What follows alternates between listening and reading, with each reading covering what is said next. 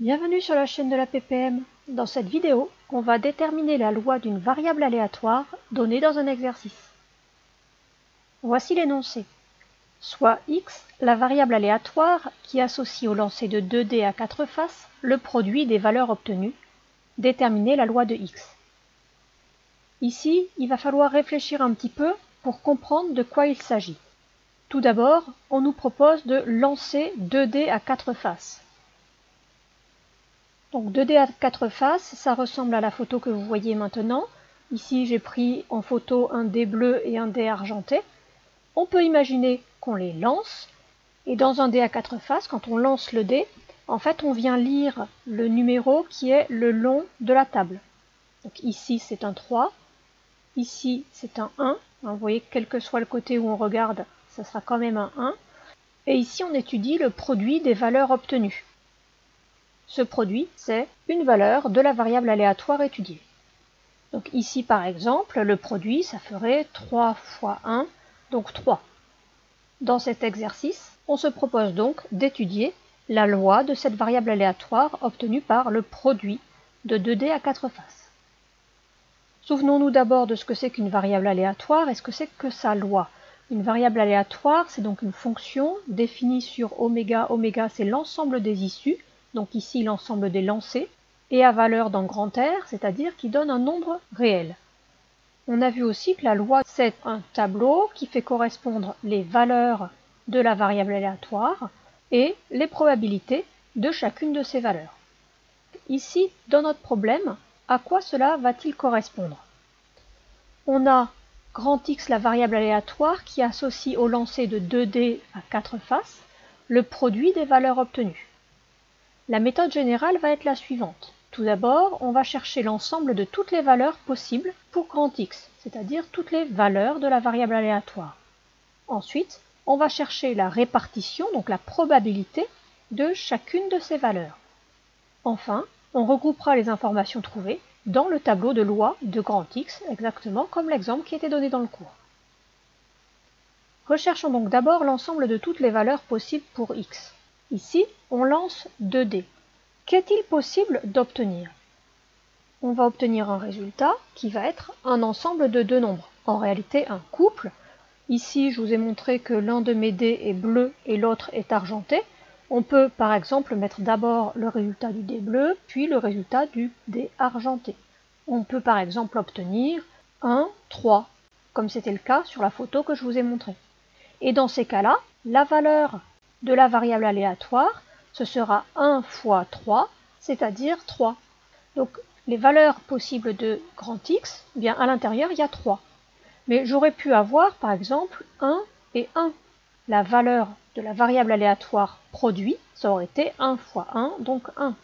Ce qu'il faudrait pour commencer, ce serait de trouver toutes les valeurs de la variable aléatoire, toutes les valeurs possibles. Si on s'organise, on devrait pouvoir les trouver sans difficulté. Le premier dé peut valoir 1.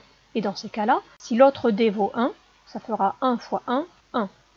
Si l'autre dé vaut 2, ça fera 1 fois 2, 2.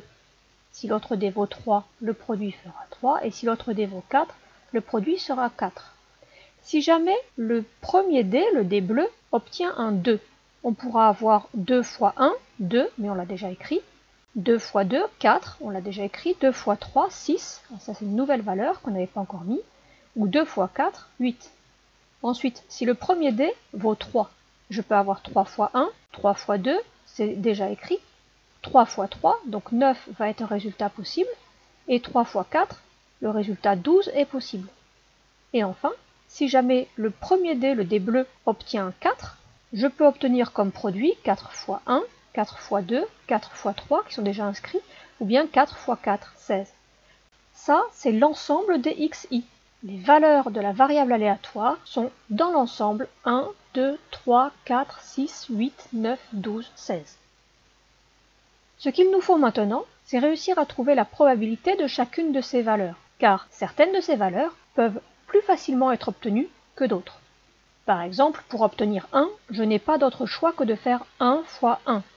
Alors que pour obtenir 4, par exemple, je peux avoir 2 fois 2, ou bien 1 fois 4 avec le 1 qui serait sur le dé bleu et le 4 qui serait sur le dé gris, ou bien 4 fois 1, avec le 4 qui serait sur le dé bleu et le 1 sur le dé gris. Tout ça, ça va être compliqué à dire à l'oral ou faire un texte, donc on va essayer de l'organiser dans un tableau.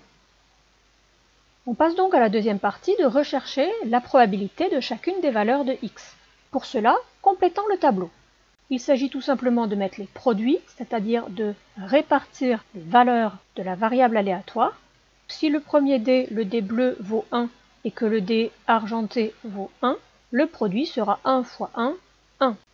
De même, si le premier dé, le dé bleu, vaut 2 et le dé argenté vaut 3, le produit sera 2 fois 3, 6. Et ainsi de suite. Je peux compléter comme ça tout le tableau. Comme on l'avait bien pensé précédemment, on se rend compte que certaines valeurs peuvent être obtenues de différentes façons.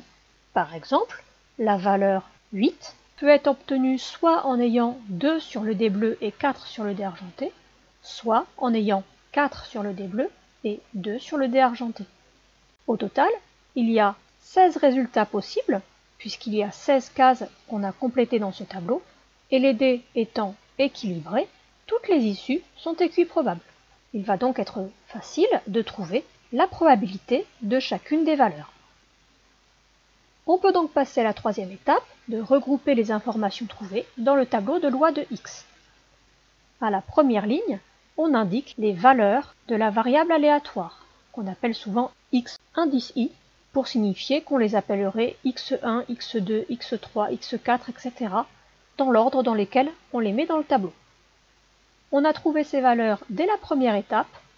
Je vais ici les ranger dans l'ordre croissant pour une lecture facilitée. Il me faut ensuite pouvoir trouver les probabilités de chacune de ces valeurs de la variable aléatoire. Pour cela, j'utilise ici l'équiprobabilité de chacun des lancers. J'indique donc dans le tableau probabilité que la variable aléatoire grand X soit égale à la valeur x indice i, donc la valeur signalée à la ligne précédente, et je complète grâce au travail fait à la deuxième étape. La probabilité d'obtenir la valeur 1, eh bien, elle n'apparaît qu'une seule fois dans le tableau, donc sa probabilité est 1/16e. De même, la valeur 2 apparaît 2 fois dans le tableau, donc la probabilité d'obtenir la valeur 2 est 2/16e. Je pourrais simplifier cette valeur et écrire 1/8e. Je continue de la même façon en cherchant la probabilité de la valeur 3. La valeur 3 apparaît 2 fois sur les 16 cases équiprobables, donc sa probabilité est de 2/16e, que je peux toujours simplifier 1/8e. On continue de la même façon avec la valeur 4. La valeur 4 apparaît 3 fois dans ce tableau, donc sa probabilité est de 3/16e. Et je continue de la même façon pour les autres colonnes. Ici, je peux bien constater que, effectivement, il est beaucoup moins probable d'obtenir un produit qui fasse 1 qu'un produit, par exemple, qui fasse 4. J'ai bien réalisé un tableau qui regroupe les valeurs de la variable aléatoire grand X, représentant le produit des valeurs obtenues lors d'un lancer de 2 dés à 4 faces, et les probabilités qui correspondent. J'ai bien réalisé le tableau de la loi de X. J'ai donc fini mon exercice. Si cette vidéo vous a plu, vous pouvez mettre un pouce bleu et un commentaire sous la vidéo. À bientôt sur la chaîne de la PPM.